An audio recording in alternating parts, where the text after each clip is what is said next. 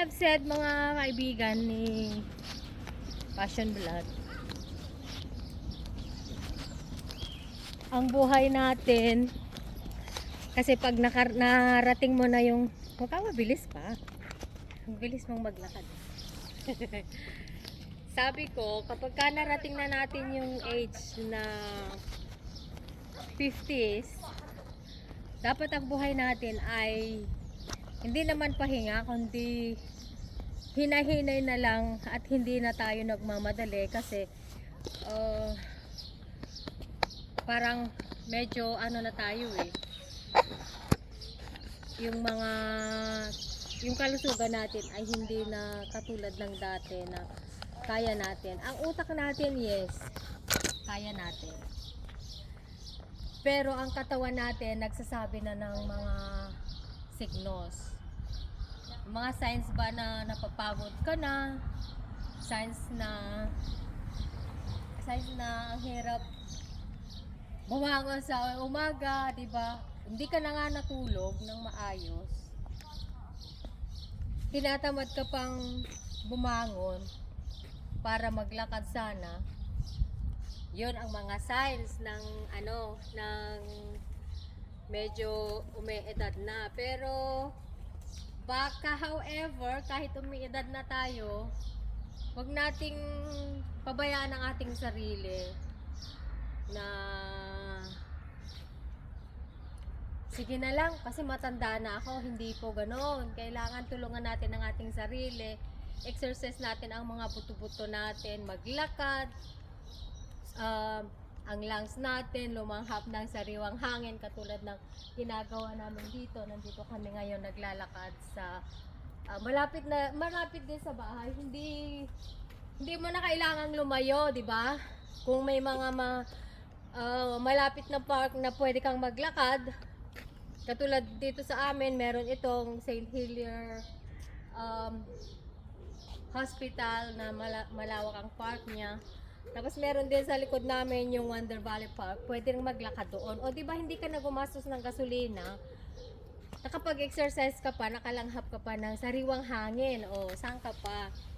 Kaya alam kong napakahirap ang buhay dito sa London kung tutuusin, pero hindi talaga mahirap eh. Depende sa atin na mag-manage ng buhay natin. Kasi yes, ang daming daing dito na ang hirap daw ang buhay dito sa London kasi kulang ang pambayad sa mga bills. Kaya ang mga tao ay sabi nila, we need to work for our bills. Pero pwede naman natin i-adjust ang ating mga yung bills andyan na yan. Pero yung mga iba't ibang mga bagay na binibili natin, mga bagay na hindi naman natin kailangan, katulad ng pagbibili ng mga speaker na malalaki, hindi mo naman kailangang masyado, minsan-minsan lang kasi hindi ka naman palaging nagraradyo, ganon. Tapos bibili ka na naman ng isa pa, ay nako, paano na yan? Saan mo dadalhin yan? Tapos, at the end, isisend mo lang pala sa Pilipinas. Oh no! Sino gagamit doon? O di ba ga? Send ng mga bagay sa Pilipinas. So, wala ka namang family magagamit doon. O anong nangyari? Eh di, alam nyo na yung nangyari. Kaya, minsan, kailangan maging hindi lang minsan. Maraming beses kailangan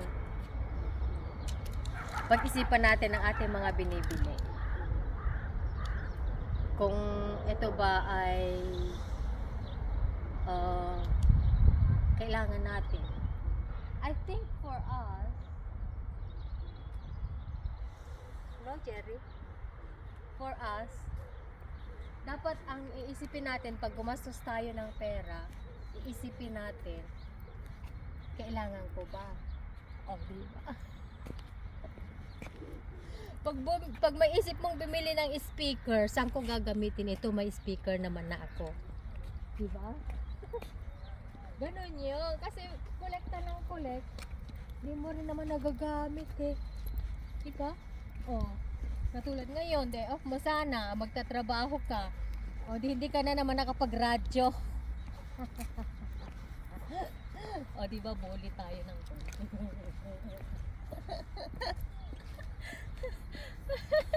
Sige, video pa more. But we really enjoy. Kapag kami ganitong pagkakataon kami, nagsasabay kami ng day off. Siguro twice a month, no? Twice a month we have 2 days off together. So we try to have quality time. Not just for the sake of this kind of social media, but we do this often. Pilis mo naman maglakad.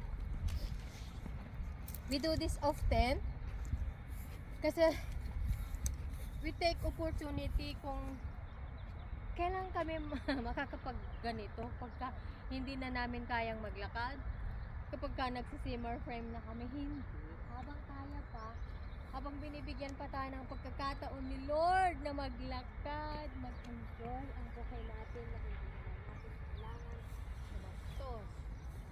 Uri natin.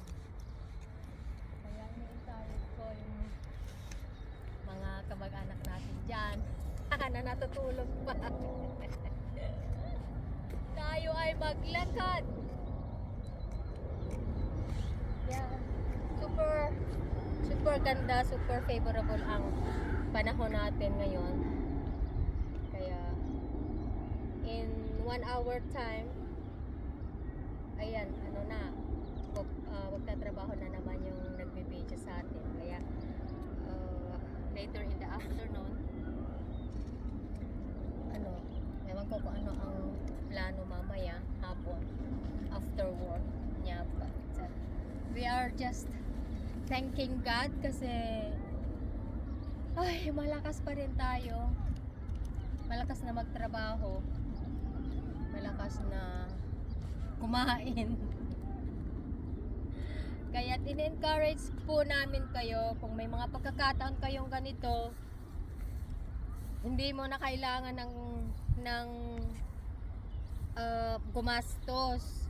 Kailangan natin ng pera, pero hindi ibig sabihin na lahat ng mga lakad mo ay kailangan mo ng pera.